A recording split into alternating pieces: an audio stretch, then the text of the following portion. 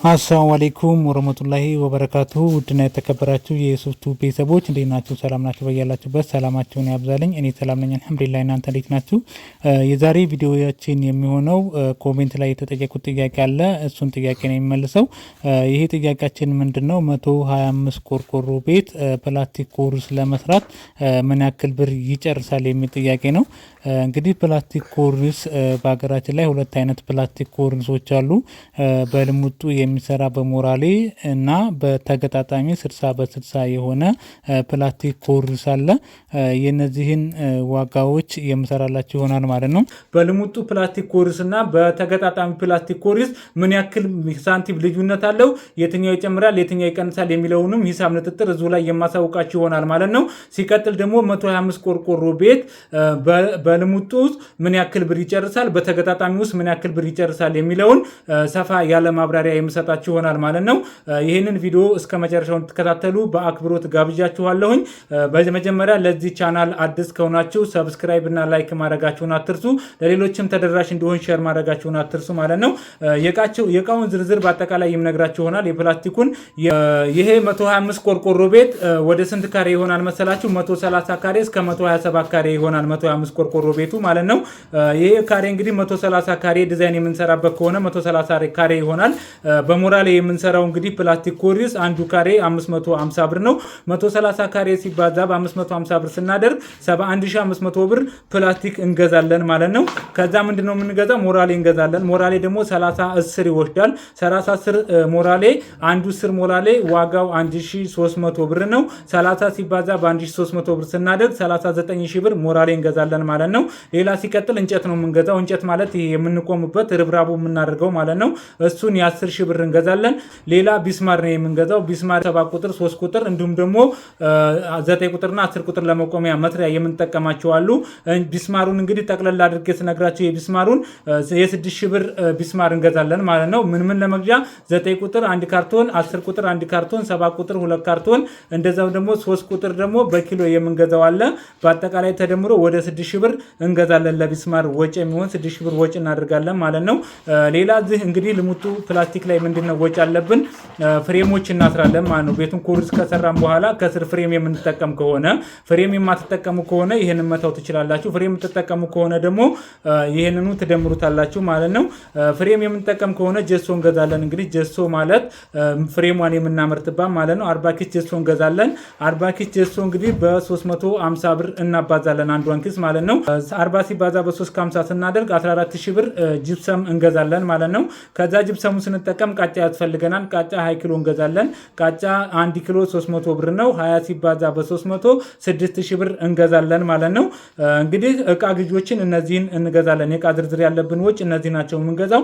እቃ ስንገዛ በልሙጡ ስንገዛ ምን ያክል ወጪ እንገዛለን? ምን ፕላስቲኩን፣ ሞራሌውንም፣ እንጨቱን ሁሉንም አጠቃላይ አድርገን የእቃ ግዥ 146500 ብር ለእቃ ግዥ እናውላለን ማለት ነው። እንግዲህ ይሄ ምንድነው ለ125 ቆርቆሮ ቤት ፕላስቲክ ኮርስ በልሙጡ የምንገዛ ከሆነ እቃ ከትራንስፖርት ውጭ 146500 ብር እንገዛለን ማለት ነው። ይሄንን ከገዛን ሌላ ምንድነው ያለብን? የእጅ ዋጋ ነው ያለብን ማለት ነው። የእጅ ዋጋ ሙያተኛ ማለት ነው። ሙያተኛ እንግዲህ እንደ ሙያው እንዳሰራሩ ሊለያይ ይችላል። የሁሉም የሙያው አሰራር የእጁ ሊለያይ ይችላል። እንግዲህ የሱን እየጠየቃችሁ ማባዛት ትችላላችሁ። ፕላስቲኩ 130 ካሬ ነው የሚሆነው ብያችኋለሁ። 130 ካሬ ሲባዛ በ500 የሙያ የእጅ የምንሰራበት 65 ብር ፕላስቲኩን ለመስቀል ይሆናል ማለት ነው። ሌላ ፍሬም ነው ያለብን። ፍሬም ከስር ግድግዳውን የምናስረው ፍሬም 95 ሜትር አካባቢ ይሆናል። ከ95 ከ100 ሜትር አካባቢ ሊሆን ይችላል። ከበሮ ቤቱን የምትሰሩ ከሆነ ዙሪያውን 95 ሜትር ይሆናል ማለት ነው። 95 ሲባዛ በ200 ብር ሜትር 200 ብር የሚሰራው ፍሬሙ 95 ሲባዛ በ200 19000 ብር ይሆናል ማለት ነው። ፍሬሙን የምንሰራበት የጅብሰም ዋጋው በአጠቃላይ እንግዲህ የሙያተኛው 125 ቆርቆሮውን ቤት ፕላስቲክ ኮርሱን ሰርቶ በልሙጡ ፍሬሙንም አድርጎ 84000 ብር ይሆናል ማለት ነው። የሙያተኛ የምንከፍለው ማለት ነው። ከዛ በአጠቃላይ ስንት ይሆናል? 230500 ብር እናወጣለን ማለት ነው። በዚህ ላይ እንግዲህ ተጨማሪ ተጨማሪ ወጪ ያለባችሁ ምንድነው ፕላስቲኩን ገዝታችሁ ወደ ቤታችሁ የምትወስዱበት የትራንስፖርት ነው ያለባችሁ ማለት ነው። ያ እንግዲህ በልሙጡ አድርገን ፕላስቲክ ኮርስ 125 ቆርቆሮውን ቤት በልሙጡ በሞራሌ በሚሰራው ፕላስቲክ ኮርስ ካደረግን 230,500 ብር ወጪ እናደርጋለን ማለት ነው። ፕላስቲክ ኮርስ በልሙጡ አድርገን ማለት ነው። ሌላ እንግዲህ እዚህ ላይ የምናወጣው ምንድነው ምናልባት ማብሪያ ገመድ የምትዘርጉ ከሆነ የማብሪያ ገመድ ልጨምርላችሁ። እሱ ከመሰራቱ በፊት ማብሪያ ገመድ መዘርጋ ስላለበት ከላይ ይሄንን መዘርጋ ስላለባችሁ የማብሪያ ገመዱን ይዝላችኋለሁ ማለት ነው። ማብሪያ ገመድ እንግዲህ 4 ጥቅል ሊወስድ ይችላል።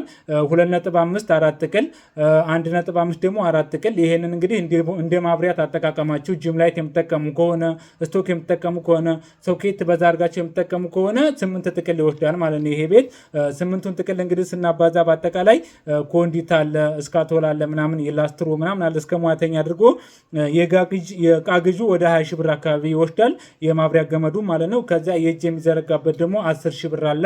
እንግዲህ የሙያተኛው እንደምታነጋገሩት እናንተ እንደሚሰራላችሁ ማየት ትችላላችሁ። በአጠቃላይ የሙያተኛ ከሙያተኛም እስከምን ማብራት ኤሌክትሪክ ዝርጋታው 30 ሺህ ብር ወጪ እናደርጋለን ማለት ነው። ለማብሪያ 30 ሺህ ብር እናወጣለን። ለፕላስቲክ ኮርስ እቃ ግዢ ደግሞ 146,500 ብር እናወጣለን። ለሙያተኛ 84 ሺህ ብር እናወጣለን። በአጠቃላይ ምን ያክል ብር ይሆናል የሚለው 265,500 ብር እናወጣለን ማለት ነው። እንግዲህ ይህንን 265 ሺህ ብር ይዘን 125 ቆርቆሮውን ቤት በልሙጡ ፕላስቲክ ኮሪስ ፏብትን ማድረግ እንችላለን ማለት ነው። በልሙጡ ፕላስቲክ ኮሪስ ይህንን ማብሪያ ገመዳችን ዘርግተን ይህን ያክል ይጨርሳል ማለት ነው። እናንተ እንግዲህ ቤት ስራ አንዳንዶች ስለሚኖረው ምናልባት የምታሰሩ ሰዎች ምናምን አንዳንዶች ስለሚጠይቃችሁ እስከ 280 ወይም ደግሞ እስከ 300 ሺህ ብር ይዛችሁ ብታሰሩ በጣም አሪፍ ነው ማለት ነው። ሪዘርቭ የኢትዮጵያ ሰው ሪዘርቭ ስለሚፈልግ ሪዘርቭ መያዛችሁ ያስፈልጋል ማለት ነው። ሌላ እንግዲህ በተገጣጣሚው ብናደርግስ ይሄንን ቤት በተገጣጣሚው ብናደርግ ምን ያክል ብር ያለያየዋል የሚለውን እዚሁ ላይ መሰራላችሁ ይሆናል ማለት ነው። እንግዲህ በተገጣጣሚው ስንገዛ በባለፈ ዝርዝር ነግሬያችኋለሁ። እነዛ በማሉ ባለፈ በለቀኩት ቪዲዮ ላይ መለስ ብላችሁ የእቃውን ዝርዝር ማየት ትችላላችሁ ማለት የፕላስቲክ ኮርስ ዋጋ የዚህኛው 1100 ብር ስለሆነ የዚህኛው የልሙጡ ደግሞ 550 ብር ነው። የዚህኛው ተገጣጣሚው ደግሞ የዚህ 1100 ብር ነው ካሬ ማለት ነው። በመሃሉ የ550 ብር ልዩነት አለ ማለት ነው። በተገጣጣሚው ፕላስቲክ ኮርስ የምናደርግ ከሆነ ምን ያክል ብር ያለያየዋል መሰላችሁ? በጣም ብዙ ርቀት ነው ያለው። በጣም ብዙ ልዩነት ነው ያለው።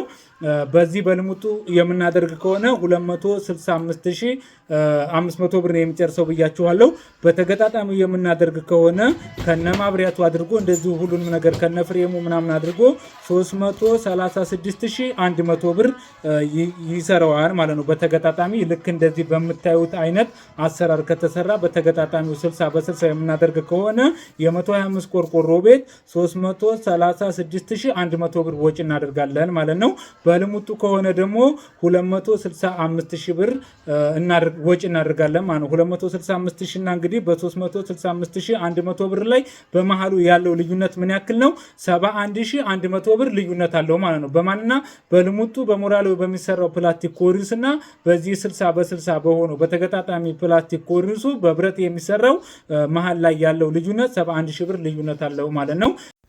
እንግዲህ ይህን ያክል ካብራራሉላችሁ ስለ ልዩነቱ ይህን ያክል ከነገርኳችሁ ከቪዲዮ ብዙ ነገር ትማሩበታላችሁ ብዬ ተስፋ አድርጋለሁ። በተገጣጣሚ ከሆነ 336,100 ብር፣ በልሙጡ ከሆነ ደግሞ 265,500 ብር ይዛችሁ ቤታችሁን ፏ ብትን ማድረግ ስላላችሁ በፕላስቲክ ኮርኒስ ማለት ነው።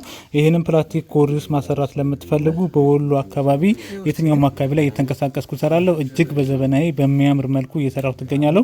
አሁን ይህ የምትመለከቱ ቤት 60 በ60 የሆነ ተገጣጣሚ ፕላስቲክ ኮርኒስ ነው። ሰንቀሌ ከተማ ላይ እየተሰራ ነው።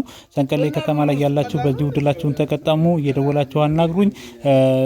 ግብሽም ሆነ ጅብሰም ስራ እንዲሁም ደግሞ የምትፈልጉትን ስራ በቤት ዙሪያ ላይ ሰርተላችሁ እንወጣለን።